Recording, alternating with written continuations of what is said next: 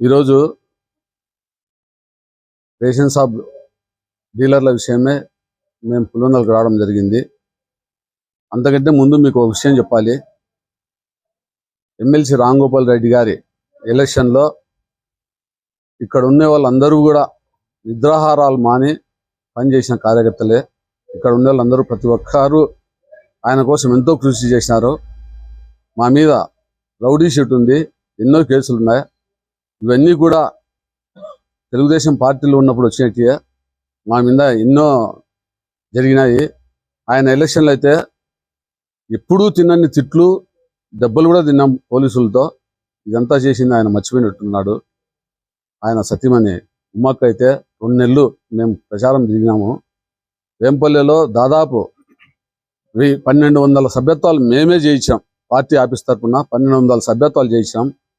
కానీ ఆయన వాళ్ళ 2 నెలలు తిరిగితే మేము సుమోలు బండ్లు పెట్టుకొని, బాడీ బండ్లు పెట్టుకొని మండలంలో తిరిగినాం.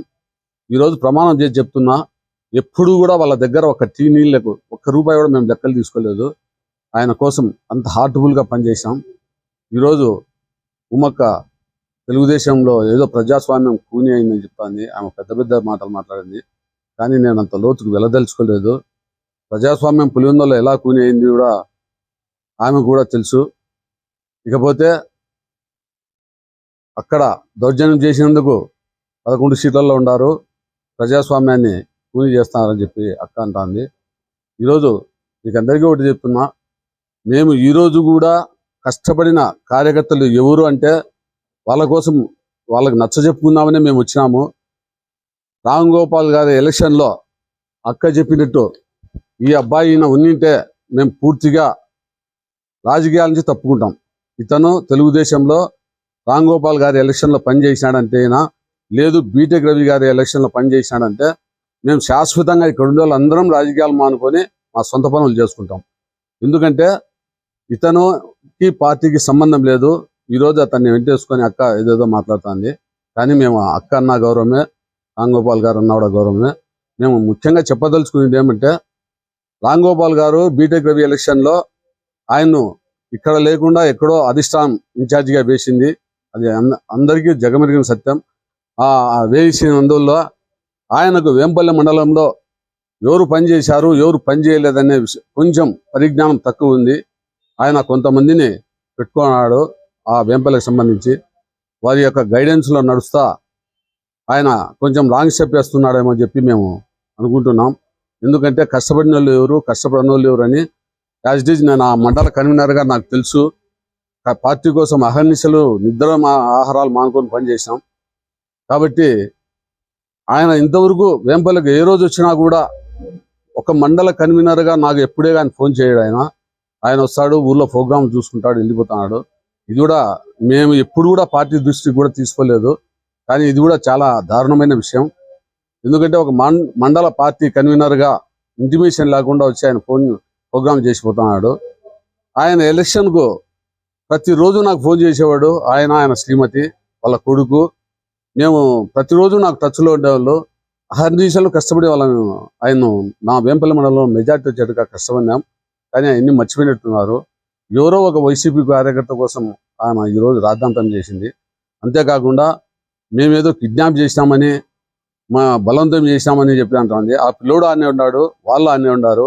మేము వాళ్ళని పక్కకు తీసుకుపోయి అయ్యా పార్టీకి పనిచేసిన వాళ్ళు ఉన్నారు అని మేము నచ్చజెప్పుకోవాలని చూసాం. అంతే తప్ప మేము ఎవరిని కిడ్నాప్ చేయలేదు, ఎవరిని కొట్టలేదు. ఆ అక్క ఏదో అతన్ని తీసుకుపోయి అదే పనిగా కంప్లైంట్ చేయించడం చాలా దారుణం. అంతేకాదు మా ఎస్సీ పిల్లోళ్ళు ఒక పాపను ఎగ్జామ్ రాయించాలని లోపలికి పోతా అంటే ఆ పిల్లోని కూడా అటకాయించడం, ఆ పిల్లోని మాదిగలం జాగూడకని కూడా తిట్టారు. మేము కూడా కంప్లైంట్ ఇస్తాం. మాకు కూడా అన్యాయం ఇది అవమానకరమే. ఆ పిల్లోని అట్లా మాట్లాడడం చెప్పాలంటే ఇంకా దండిగా ఉన్నాయి. కానీ ఇవన్నీ కూడా మేము పార్టీ అధిష్టానం దృష్టి కూడా తీసుకుపోతాం. వేంపల్లె ఏం జరుగుతుంది ఏమని. మీకు ఇంకొక విషయం చెప్పాలా, దారుణమైన విషయం ఏమంటే, ఈరోజు వేంపల్లెకి సంబంధించిన ఒక అతన్ని తీసుకొని పోయి అక్క ప్రెస్ మీట్లో పోలీస్ స్టేషన్లో నిలబడి కూర్చొని ప్రెస్ మీట్ మాట్లాడుతుంది. అది చూస్తే ఇందాకే వచ్చింది నాకు. వేంపల్లెకు సంబంధించిన ఒక వ్యక్తి ప్రజలకు 10 కోట్ల నుంచి 20 కోట్ల రూపాయలు పైసలు ఎగ్గొట్టి ఏం చేసుకుంటారో చేసుకోపండి అని పార్టీకి పూర్తి డ్యామేజ్ చేస్తా ఉంటే ఆ వ్యక్తి నేను రామ్ గోపాల్ మనిషిని అని చెప్పి ఊళ్ళో తిరుగుతున్నాడు. అతనికి ఏ చిన్న సమస్య, అతని మీద ఇంత ఎత్తు కేసులు ఉన్నాయి పోలీస్ స్టేషన్లో. ఏ చిన్న సమస్య వచ్చినా రామ్ గోపాల్ గారు ఫోన్ చేస్తున్నారు. అది పార్టీకి డ్యామేజ్ కాదా అని నేను అడుగుతున్నా.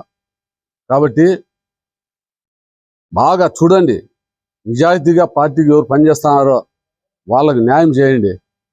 అంతేగాని అలాంటి చౌకబార్ల వ్యక్తులను వెంటేసుకుని తిరిగి పార్టీ పరువు తీస్తున్నారు.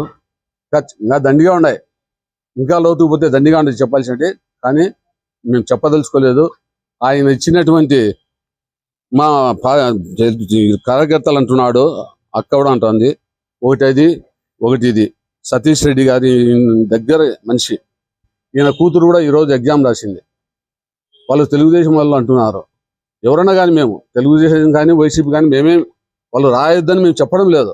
ప్రజాస్వామ్యంలో ఎవరైనా హక్కులే. కానీ మేము రిక్వెస్ట్ చేసుకుంటే వచ్చాం. అయ్యా, మీరు ఇన్నాళ్ళు ఆ పార్టీలో ఉండి లబ్ధి పొందినారు, మా పార్టీలో కార్యకర్తలు పనిచేసిన వాళ్ళు ఉన్నారు, మాకు ఈ అవకాశం ఇవ్వండి అని మేము రిక్వెస్ట్ కోసమే ఇచ్చాం తప్ప మేము ఎక్కడా గలాటలు చేయాలని లేదు. మాకు ఆ రౌడీజం లేదు. మేము ఎప్పుడు కూడా ప్రజాస్వామ్య పద్ధతుల్లో పోయే వాళ్ళము.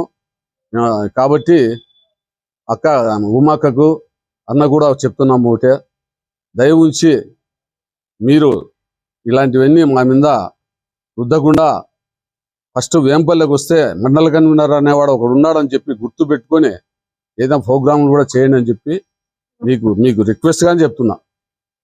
నమస్తే.